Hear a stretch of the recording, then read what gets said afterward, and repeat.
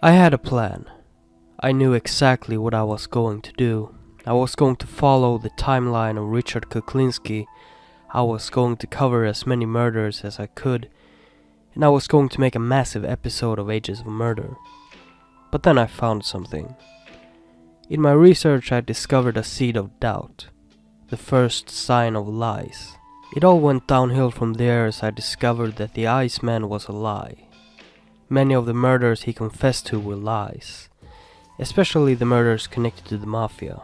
Mafia researchers today won't even take Richard Kuklinski seriously, as there is no evidence whatsoever of his involvement with the Gambino crime family. That made me wonder, how much of what he told is the truth and how much of it is lies? It's impossible to know, sadly, but I did have to scrap my original plans for this episode. Instead, I'm going to divide it into 3 separate categories: the murders we know he committed, the murders we know he didn't commit, and the murders that we can't verify one way or the other. I didn't want to make another expose type episode so soon after the one I made about H.H. Holmes, but this was never intended to be that. It just fell into my lap. So, let's talk about the Iceman.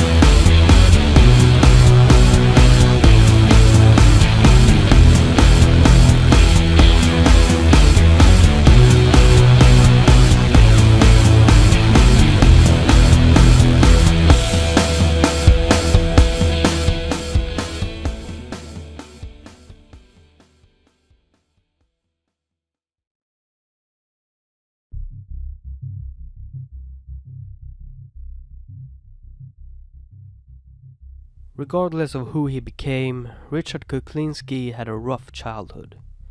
The abuse he and his siblings suffered from their alcoholic father was at times brutal. His mother was a harsh woman, hardened by life and the sexual abuse she had suffered as a child.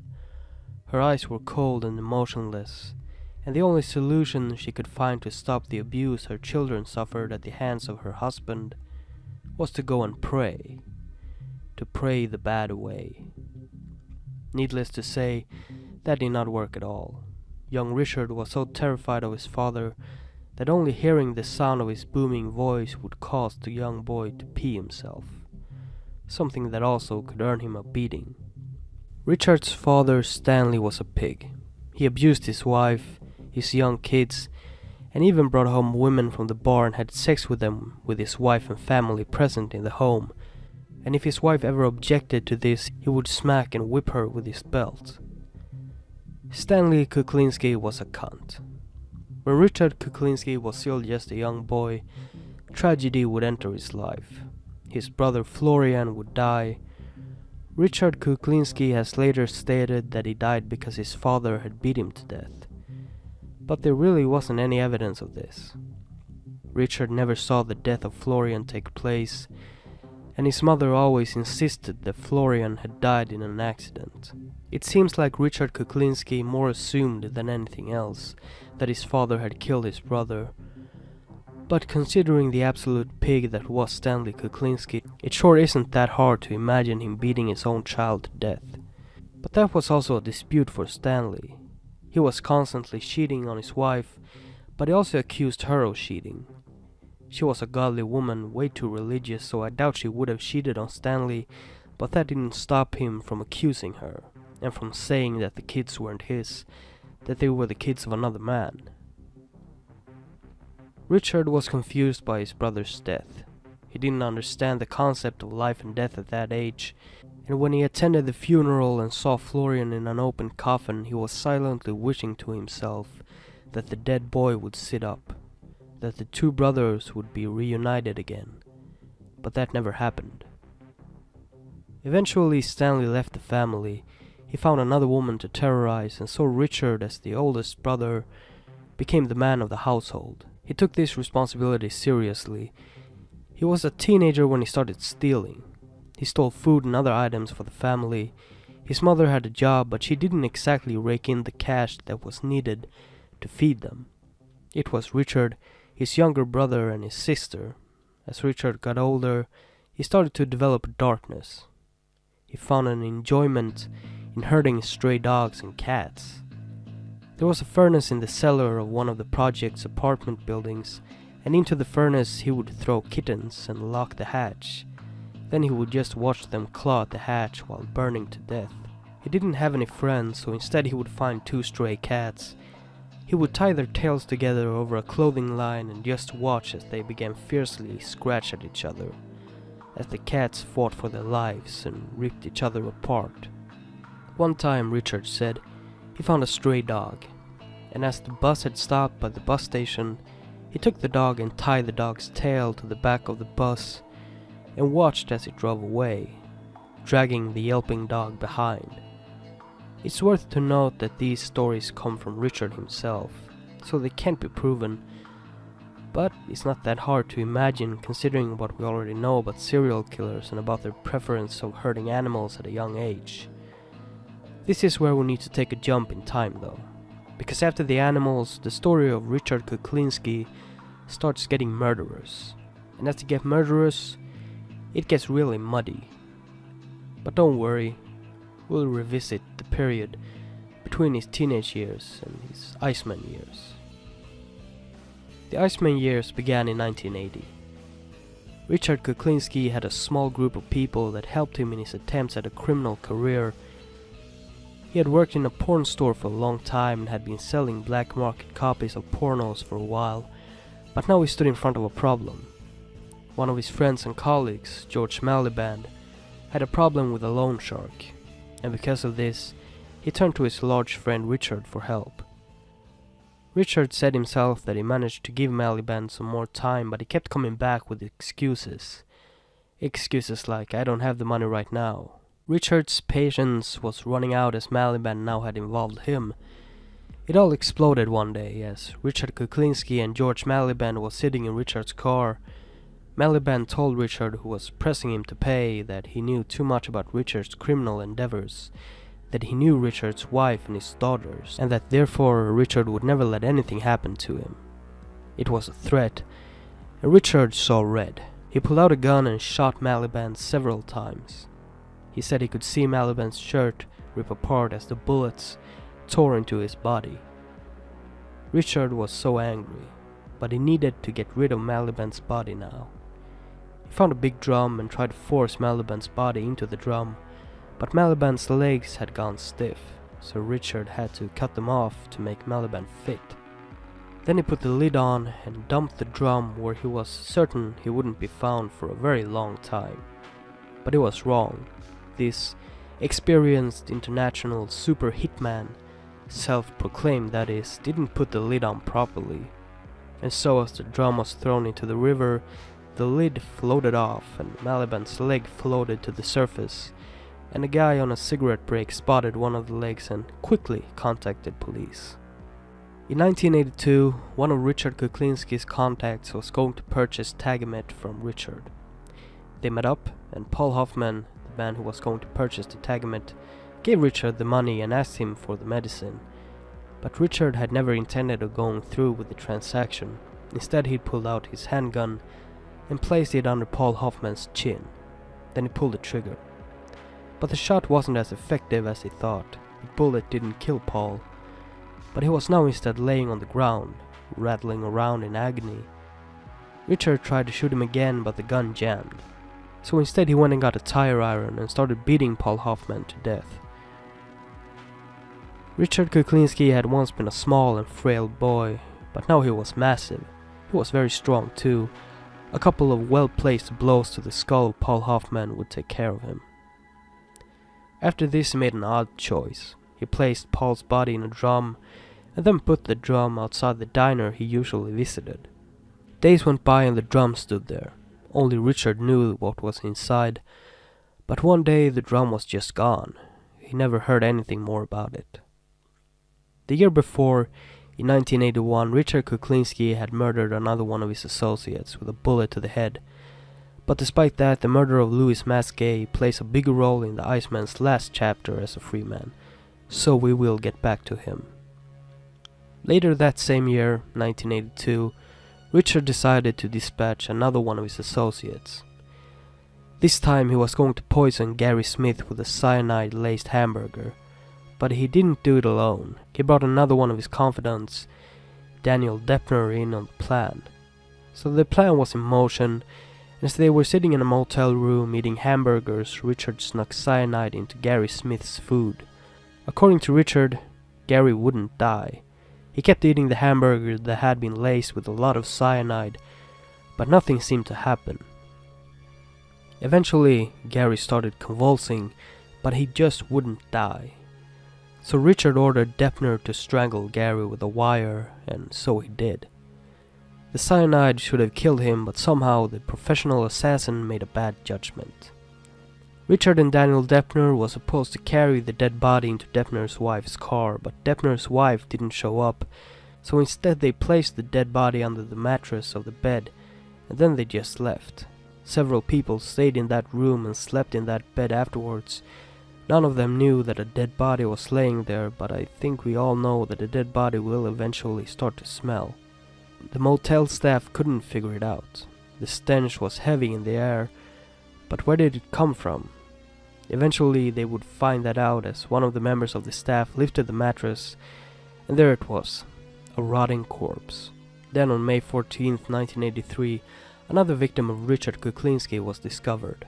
This time it was his close associate Daniel Deppner, the same man that had helped him kill Gary Smith.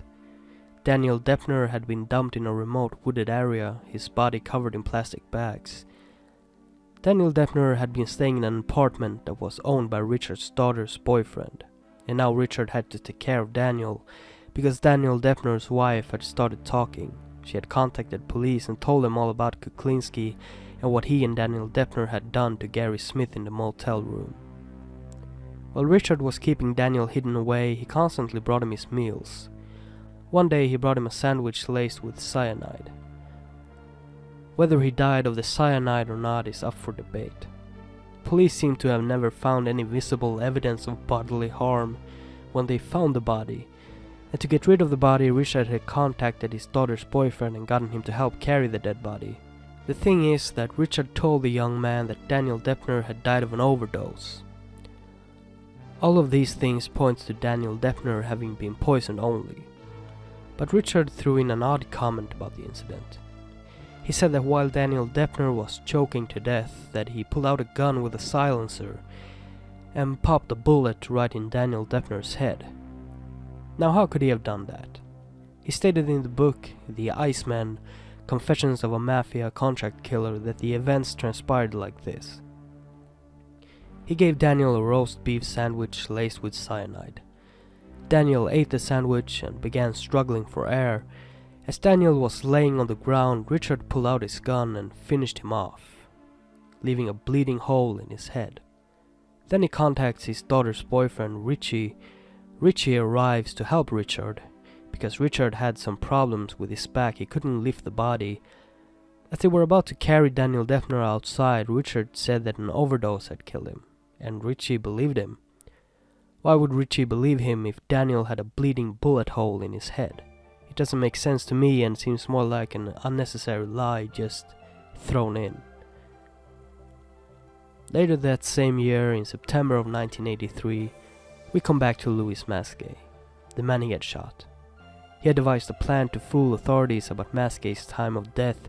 He would store Masquet's body in a big freezer for 2 years, and in September of 1983 he finally dumped it. He was counting on it thawing before being discovered. That way his death would have seemed recent. and he wouldn't be tied to Richard as the last person who had seen him alive. But apparently Richard Kuklinski had dumped the body in a bad place because it was discovered pretty shortly after being dumped. It looked like a recent murder victim, but as the coroner opened him up, he was shocked. His intestines and his organs were frozen. All of these victims had one thing in common. Richard Kuklinski was the last person to have seen them alive, and so a huge operation was made by law enforcement to catch Richard Kuklinski, mainly with the use of an undercover agent. The undercover agent contacted Richard Kuklinski and pretended to be interested in a contract to kill someone. This all went back and forth for some time, and as the two met up, Richard kept boasting about all the murders he had committed. A really stupid thing to do for a professional killer, although some people claim he told the undercover agent everything because he was eventually going to kill him anyway, but that's just the thing, he was eventually going to kill him. There was weeks in between their meetings. Even if he was going to kill him, he could have been ratted out in the time in between. And in a way, he was being ratted out, because every phone conversation they had were recorded, and the private meetings they had were recorded too. Richard had such a large fucking mouth that he just kept digging himself into a deeper hole, and then it all exploded. Some years had gone by since Richard's last murder. It was now 1986, and the undercover agent had been in contact on and off with Richard Kuklinski for about a whole year. Then in December of 1986, the agent was supposed to give Richard Kuklinski cyanide that he needed to use. He claimed to have all these mafia connections and a big network of contacts for just about everything, but for some reason he had spent almost every conversation with the undercover agent asking for cyanide. He wanted to poison Pat Kane, the lead investigator in the hunt for Richard. He was mad at Kane because he had visited Richard's wife and he had upset her and the family.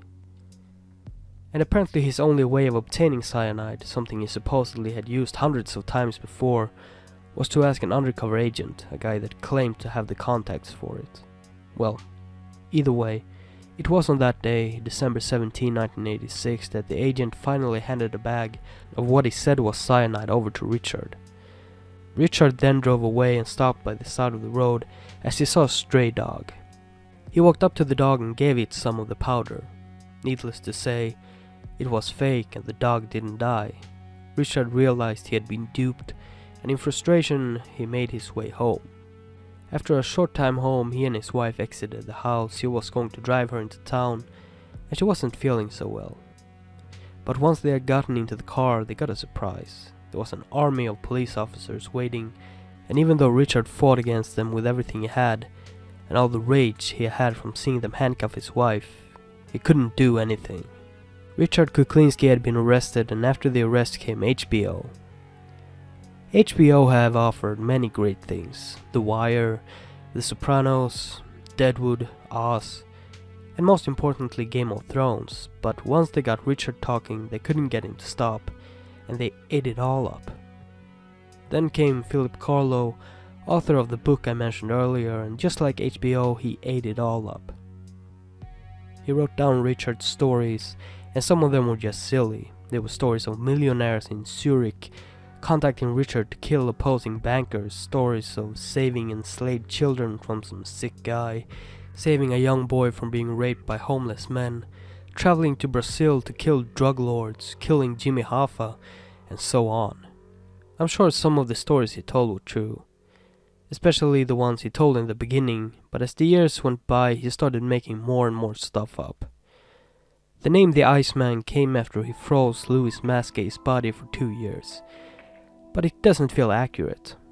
The Iceman feels so definitive, like he's the coldest and baddest. But he is the Iceman, and I surely would have agreed with that a month ago, but he wasn't really that cold. He never really was the coldest and baddest. So, in reality he is just another Iceman.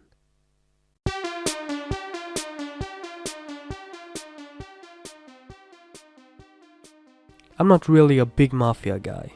I'm more into serial killers and other types of killers, but I have enjoyed my fair share of Sopranos and even a couple of documentaries about John Gotti and the likes. That's why I didn't bat an eye when I was reading the book about Richard Kuklinski and he started talking about all his mafia contracts. I just thought, okay, what a fucking killing machine this guy is. He's like a movie character. But I have something that some other YouTubers don't. Fucking integrity. I did my job and my research. I could have just gone with the information in the book, but it's always good to do some extra research. That's when I tumbled into the wormhole that made me reconsider the entire concept of this episode. Not only does it make you realize how disgustingly ridiculous some of Richard Kuklinski's stories are, but it also made me realize that the entire persona of the Iceman is a fraud. But I will leave the debatable cases for the third chapter. This chapter is for a few select cases that debunks Richard Kuklinski's stories. The first one is Jimmy Hoffa. Jimmy Hoffa was a victim of the mafia. I never really got into his case. It just isn't as exciting to me as it is to others. The FBI know. They have pieced together the events of the night Jimmy Hoffa disappeared. They can't prove it because there is no physical evidence or body to speak of, but Jimmy Hoffa's disappearance isn't at all as mysterious as it is made out to be. As I said, the feds know, and apparently so did Richard Kuklinski. But did he? I mean, he said in one of his HBO interviews that he knew who had killed Jimmy Hoffa. Then a few years later in his book, he describes how he himself killed Jimmy Hoffa.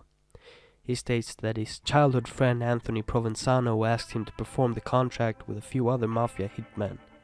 And so Richard Kuklinski stabbed Jimmy Hoffa with his knife, put him in the trunk of his car, and drove him back into Jersey alone. Then he dumped him in a junkyard. But when the snitches started talking, he put Hoffa's remains on a boat that was heading for Japan. And so Jimmy Hoffa's body was lost forever, and Richard Kuklinski had injected himself into one of the biggest mafia mysteries ever. But no one can be that much under the radar. The FBI conducted a very thorough investigation and Richard Kuklinski's name never popped up. Not only that, but you would think that the snitches would have mentioned the large Polak that killed people for them. I mean, they ratted out everyone else, but there has never ever been any mention from any associate from the mafia about Richard Kuklinski. Add the surveillance and all that too. Richard Kuklinski is said to have met with his mafia connections many times, but he was never spotted, and the Big Polak, as he was known, was never mentioned. Why? When asked about Richard Kuklinski's involvement in the case of Jimmy Hoffa, the lead investigator stated that he had never heard of Richard Kuklinski, and he had never heard of the man who wrote his book either. So what does that mean? It means that the author never double-checked Richard's claims. He never bothered to ask the most important person involved in the case about Richard. It can be easy to say that Richard was just that good. He was just so good at what he did that he managed to evade any kind of surveillance, and he instilled so much fear in the mafia informants that ratted out their own bosses, really dangerous people, but he instilled so much fear into them that they just refused to mention the large Polak who apparently was involved with every big mafia hit during the 70s. He must have been a supervillain to pull that off. No one is that good. And considering how sloppy and talkative he was when he was caught in the 80s, he must have had a giant personality change. And another thing, Jimmy Hoffa disappeared from Detroit, and the person Richard Kuklinski claims was there with him, Anthony Provenzano, wasn't even in Detroit the day Jimmy Hoffa disappeared. Let me end the Hoffa segment with a quote from the website Swallowing the Camel. You're not going to find a single seasoned Hoffa or mafia investigator who buys Kuklinski's story. Yet Carlo, author of Kuklinski's book, would have us believe that this hulking maniac, who would literally murder other drivers just for looking at him funny, was so skillful and so meticulous in his work that he managed to slip past every mafia-savvy federal agent, police officer and investigative reporter in the nation for nearly 30 years. Carmine Galante was in charge of the Bonanno crime family. But the other families in New York resented Carmine. You see, Carmine had a hold on the drug trafficking, and because of that he made all the profits from it. So the other families devised a plan to take him out. They were going to send in 3 shooters into a restaurant that Carmine frequently visited. It was a risky hit because Carmine was accompanied by some of his armed men, but 2 of them were most likely a part of the plan. They knew what was going down and wasn't going to stop it. And so a car pulled up outside the restaurant as Carmine sat on the porch smoking his cigar. Then in a matter of seconds, 3 men armed and wearing ski masks stormed in, sprayed Carmine Galante with bullets, and he died. He fell off his chair dead, with his cigar still in his mouth. Again, Richard claimed to be the main character in the hit, but again, no investigator has ever even considered him as a suspect. But you might say that, well, he was masked, so how would they know? Well, the problem with that is Richard's own story. In Richard's story, he wasn't wearing a mask. He had gone into the restaurant pretending to be a customer. He had seated himself close to the porch where Carmine was sitting, and before the armed men could react, Richard pulled out his gun and pulled the trigger. So, apparently it was Richard Kuklinski that killed Carmine Galante. Huh, how about that? Jimmy Hoffa and Carmine Galante. What a badass assassin. Well, here is some inconsistencies in what Kuklinski said and what was actually true documented fact. The restaurant's name was Joe and Mary's, and Richard claimed that he had identified the owner as Mary, Carmine's cousin. But that isn't true. Another person was the owner, a distant cousin to Carmine named Giuseppe Turano, or however you pronounce that. While Carmine had his armed men there, they weren't like his active bodyguards, following him around. But Richard claimed that Carmine had entered the restaurant with 2 bodyguards that day, and that one of the 2 was in on the job. That's false. Carmine had entered the restaurant alone that day. His men joined him later on. On top of that, Richard claimed to have been one of the 3 assassins, which would mean that only 2 masked men entered the restaurant. But there is several witnesses, and they all say the same thing. 3 masked gunmen entered the restaurant at the same time, and one of the survivors of the shooting would have noticed an unmasked gunman. Kuklinski then also claims that he entered Roy DeMeo's car while the other 2 went into another car. Again, false. All 3 masked gunmen entered the same getaway car. I don't know about you, but there are so many inconsistencies and just flat out lies in the story that I'm starting to think that Richard Kuklinski may not have been involved in 2 of the most high profile mafia cases ever. No, that can't be true. He was just an evil Superman, and apparently Roy DeMeo's boss was so impressed with Richard that he sent him to Rio de Janeiro to act for the mafia in a cocaine deal. I'm not that much into the mafia, as I've said, but I'm pretty sure you need to be Italian to get to be such a huge part. But according to Kuklinski, he was a lone ranger, not tied to the mafia because he couldn't, because he was a Polak, but they still used him in every way they could, treated him like one of the top guys. You see, he was just that good, wasn't he? So, are you convinced yet? Well, if you're not, let's go over another one. Paul Castellano. The well-known John Gotti wanted Castellano dead, so he devised a plan to kill him. He had several hitmen on the street waiting for Castellano's town car, and when the order was given, 4 gunmen swarmed Paul Castellano's car and sprayed the fuck out of him with bullets. Another casualty in the mafia wars. A well-planned-out hit. But, according to Richard Kuklinski, Sammy the Bull Gravano gave him the orders to take out one of Paul Castellano's guards in the car. He supposedly gave him this order right away, days before it happened, but the gunmen weren't given orders of whom they were to kill until just hours before the hit. It's a small inconsistency, but an inconsistency nonetheless. Kuklinski also claimed that he had made his way to his location alone and that he did not know who the other gunmen were. In actuality, the 4 gunmen had met up earlier for a dress rehearsal. Richard claimed to have chosen his own spot on the street, but again in actuality all the gunmen had been given specific locations. The hit on Paul Castellano was very well coordinated. After the super assassin Kuklinski had done the deed, he apparently fled the scene and hailed a cab. What? He hailed a cab after shooting a man to death on the street. What? Well, it doesn't matter anyhow because he didn't. All the gunmen had getaway cars parked that they all fled to. So, Sammy Gravano would eventually become an informant. He testified against John Gotti and gave a bunch of information, but he never even mentioned Richard Kuklinski, even though he supposedly hired Richard himself. No reporter, no investigator or federal agent who had been deeply researching the mafia families recognized Kuklinski once he had been arrested. None of them had ever heard of a 6-feet-tall Polish hitman. Isn't that odd? That out of all the people connected to the mafia, only Richard Kuklinski, who claimed to have been so heavily involved, slipped under the radar.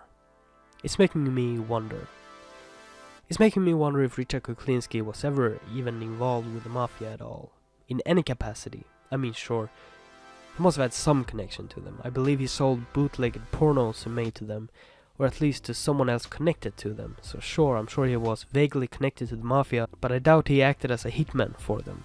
I'm certain he killed people before 1980, but he claims to have killed hundreds, in all manner of ways. He killed people for looking at him wrong. He did contracts for the mafia and all of that juicy stuff. This apparently earned him a really nice income. But despite that, he wasn't living the high life. With the money he's said to have made, he would have been filthy rich, a pun I did not intend to make. But according to Richard Kuklinski, he had a huge gambling problem. He gambled all the money he made away, and then he came home and beat his wife. Oh, did I forget that? Sorry. The story is so massive that tunnel vision can occur in certain areas of it. Yes, he terrorized his wife, he beat her constantly, and before she gave birth to the family's first daughter, she suffered 6 miscarriages. All thanks to her abusive husband. Like father, like son, I guess. Plus, he had been married once before and had one time gotten so angry with his previous wife that he sliced off one of her nipples. But back to the gambling. So, I don't know if you have watched the HBO documentary, specifically the first part. In an interview in the first HBO documentary about Richard Kuklinski, New Jersey Deputy Attorney General Bob Carroll stated the following: "He does not drink, he does not gamble." So if he didn't gamble, then how did he lose all the money he made from being an assassin? You wanna know what I think? I don't think he ever made that money. He made money on his bootlegged porn, sure, enough to send his kids to a nice private school, but he should have been rich. I think I have made it pretty clear that Richard Kuklinski is a liar, but these are just a few high-profile cases that has facts to back them up.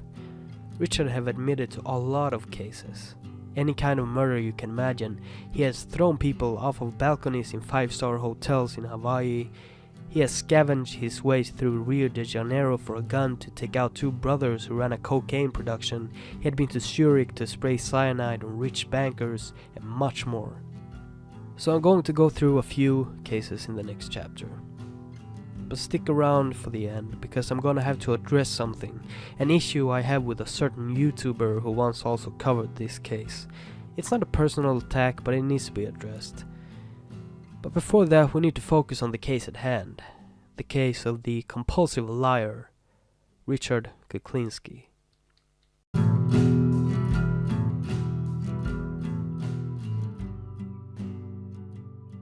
I don't know where to begin.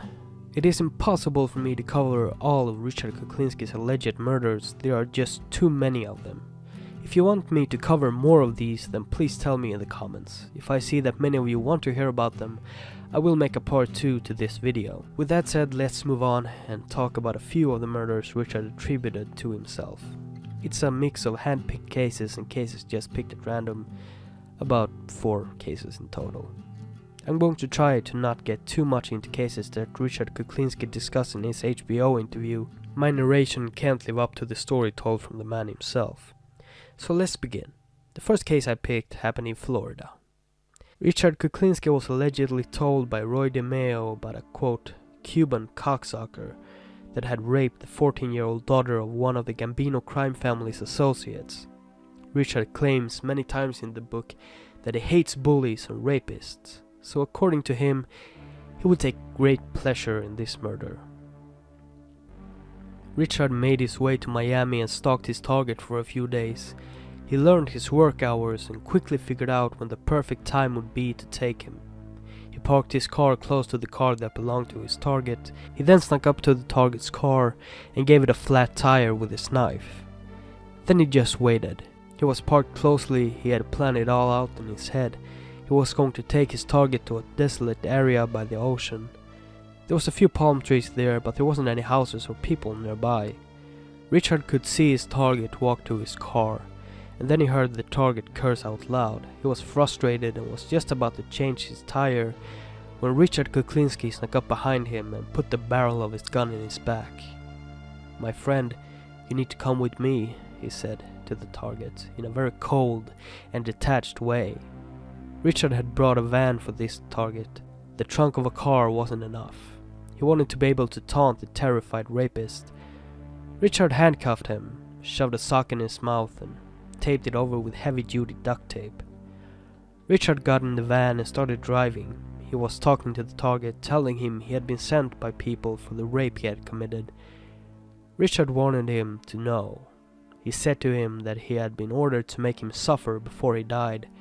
The target was flopping around on the floor of the van, and Richard calmly told him that if he didn't stop, he would hurt him. He told the target that it was his job to make him suffer, but that he would have gladly done it for free. Then after an intense trip, Richard was almost there, the desolate patch of land by the ocean. As Richard saw the palm trees he was going to stop by in the distance, he told the terrified target that if he believed in God, it was time to start praying, because he had reached the end of the line.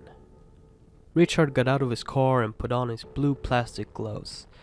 He spotted a curved palm tree and decided it would be perfect. He dragged the panicked target to the tree and tied him to it with yellow nylon rope. Richard then tauntingly held his sharpened knife up to the target and told him, "So my friend, let's get started." Richard then pulled the target's pants and underwear off and grabbed his balls. He yanked them so hard that he actually tore them off. Happy with himself, he held up the target's testicles and let the shock wear off a little bit. He wanted the pain to settle in before he continued. After some taunting, he took his knife and sliced off the target's penis. After that, he went and got a Ziploc bag to put the severed cock into. He was going to show it to the raped girl's parents as proof of the torture he had made her rapist go through. Blood was now gushing out of the eunuch stuck to the tree, and Richard started slicing off pieces of his flesh. He did it in such a way that it wouldn't kill the target, but it would hurt like hell. The target looked like a zombie. He had chunks of flesh cut off all over his body, and he could barely even scream anymore. That's when Richard knew it was time for the next part. He went to the van and got a big container. What was in this container? Well, Richard had brought fine kosher salt with him and began pouring the salt over the man's wounds. Extremely painful. Richard let the pain take hold and then initiated the final part of his plan. He shoved his knife into the target's abdomen and forced it upwards. As he did so, the target's guts spilled out and were just hanging there, dangling from his body just like his cock once had, except his guts were longer. Then Richard put a life jacket on the target and told him that the tide was going out, and that the target was going out with it. He would be floating in the ocean with his guts out. And maybe he would die from his wounds, but if he didn't, Richard was sure the tiger sharks would get him. And just like that, Richard tossed the broken man into the ocean and never saw him again. On his way home to Jersey, he bumped into some nasty young people. They had a rebel flag in their van and was taunting Richard. They yelled slurs at him and called him a quote nigger lover unquote.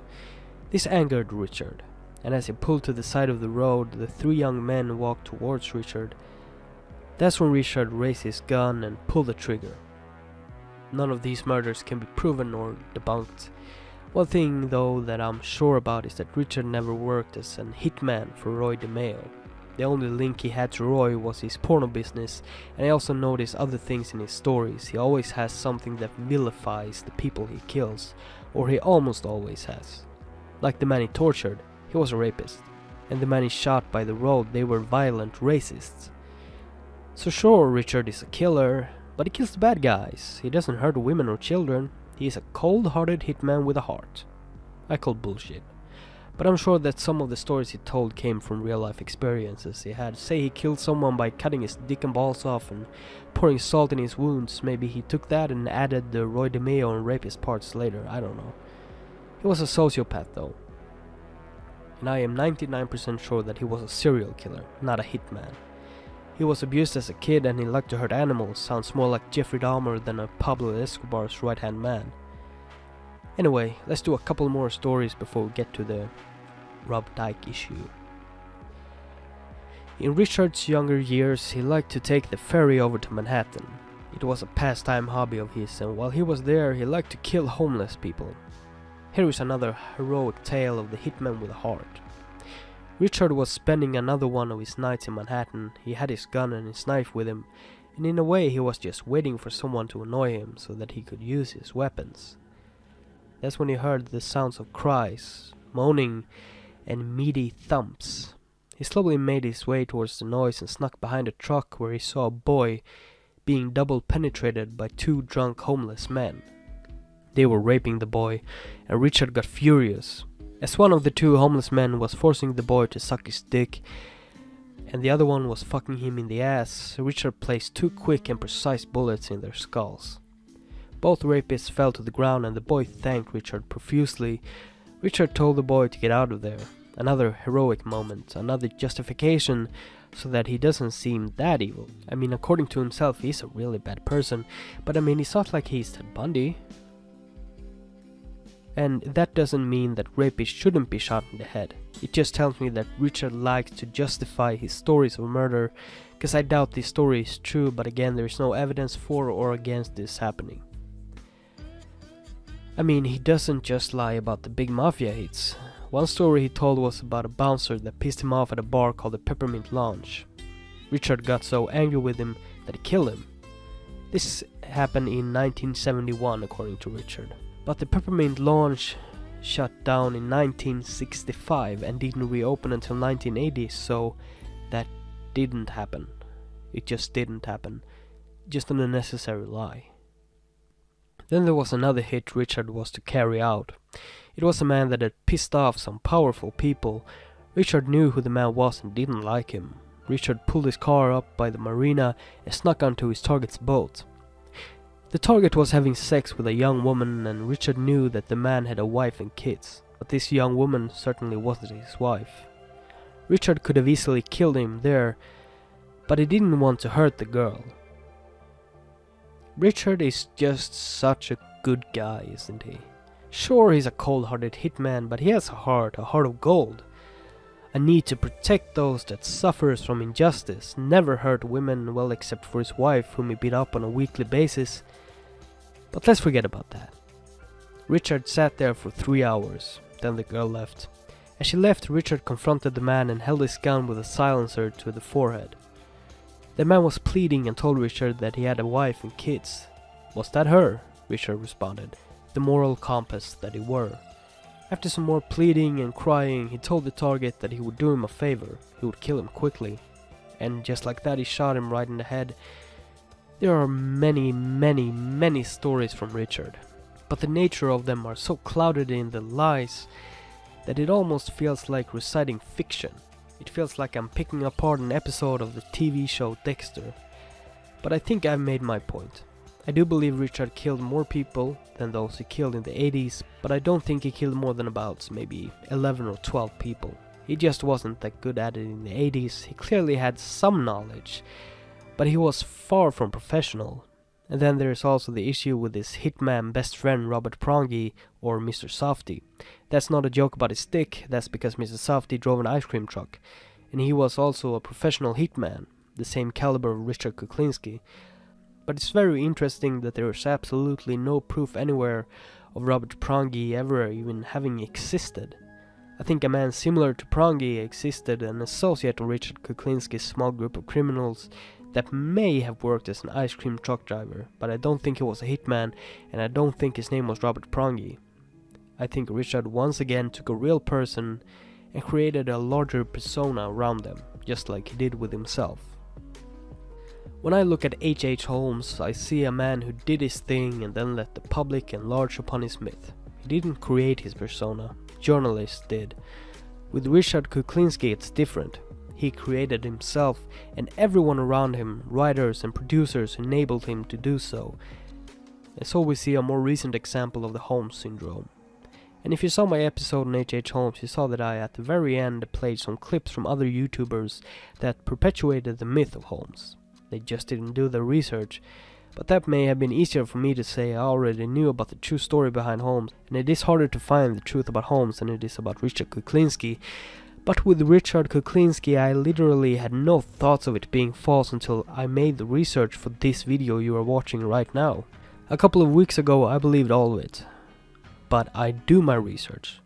Doesn't mean I can't get things wrong at times or misspeak on some things. But this is such an integral part of the case. It's about the entire persona of the Iceman and Richard Kuklinski being a lie. It's not like it's a small detail, it's the heart of the story. The most important thing. When I was doing my H.H. Holmes video, I checked up on YouTubers. I checked up on Rob Dyke. I saw then that he never made a video about H.H. Holmes. If he had, I would have mentioned it. But why Rob Dyke specifically? Why would I give him more attention? Well, Rob Dyke is the biggest true crime YouTuber on the platform. He isn't the best, but he has most subscribers. That gives him influence, and with all that, he also claims to have people work for him. People that write for him, people that edit for him, and people that does his research for him. I don't know if he pays them for that, but he should probably stop. I do all my own research, writing, and all that shit, because I want the content I create to be mine, not a group effort. So if I get things wrong, I'm to blame, because I'm responsible for the research and the writing. Rob Dyke never made a video about H.H. Holmes, but he made one on Richard Kuklinski. And just as I expected, he perpetuated the lies told by Kuklinski. He didn't look into the mafia stuff, he didn't question it, he swallowed it all up and spat it out as facts to his more than 2 million subscribers. That's a lot of people, especially when you feed them a lie. I mean, why, Rob? How hard can it be? I stumbled upon the truth because I was doing my research. You have people do it for you and you do some of it yourself apparently. So how the fuck didn't you see this? I think there's two answers. The first is that he just doesn't care about his subscribers and his integrity. He takes the Wikipedia route and just retells what others have already said. Or he does know about the doubts, the debunked mafia connection, but it just doesn't make for a good and juicy story. People don't want to know the truth, they want a good story. Or maybe it's something else. I don't know, it's frustrating. Here is where I will play some parts of Rob Dyke's video where he tells stories as true, stories I have debunked in this video. But I may not be able to use his clips because of YouTube, so we'll see in the editing process. Richard struck the boy so hard he accidentally killed him. At first, Richard panicked, but soon after realized that for the first time in his life, he felt powerful and in control, saying, "I will." Richard soon connected with Roy DeMeo, a crime soldier from the Gambino family, now aiding and robbing and murdering people that Roy disliked. A husband, father, and a contract killer, Richard's family had no idea what. Richard used every possible method to murder, such as killing with the use of guns, knives, explosives, fire, asphyxiation, and his favorite, poison. Bodies were tossed into oil drums, locked away in vehicles that were crushed in junkyards, or placed still alive and tied up in caves where victims were eaten alive by rats. Richard frequently visited the Gemini lounge, a hangout where Roy and his Italian crew murdered and dismembered bodies. Richard murdered Roy, shooting him multiple times in his car, though this claim has been disputed.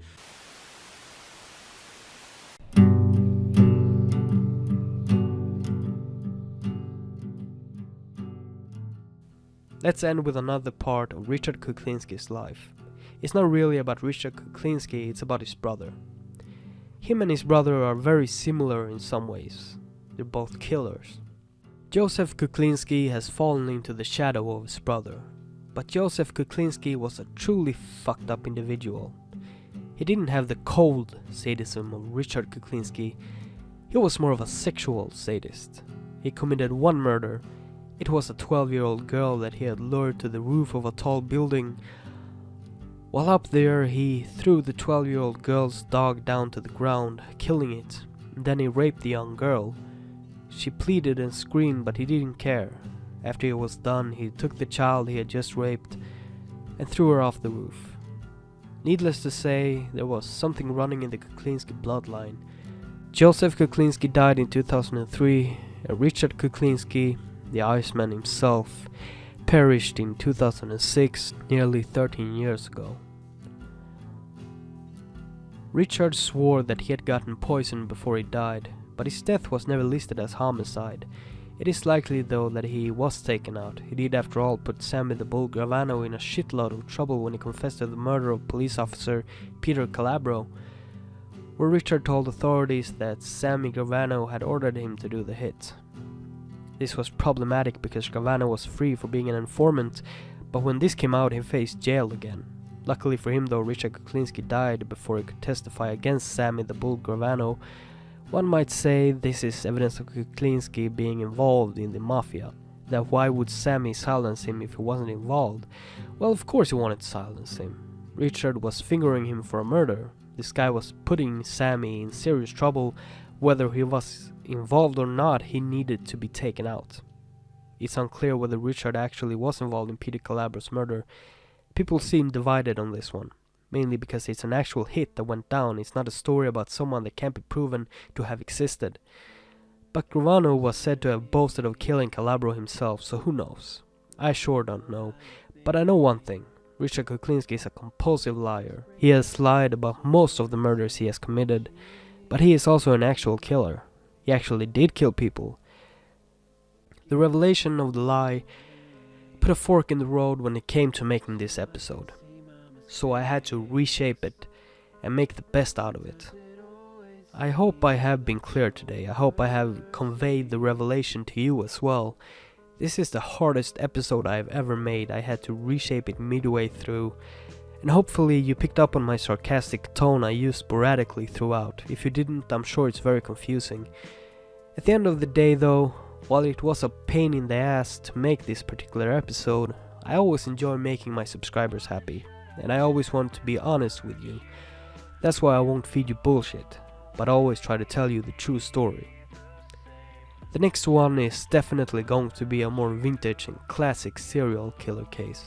Something I know, something I'm comfortable with, something I'm comfortable working with. So, thank you.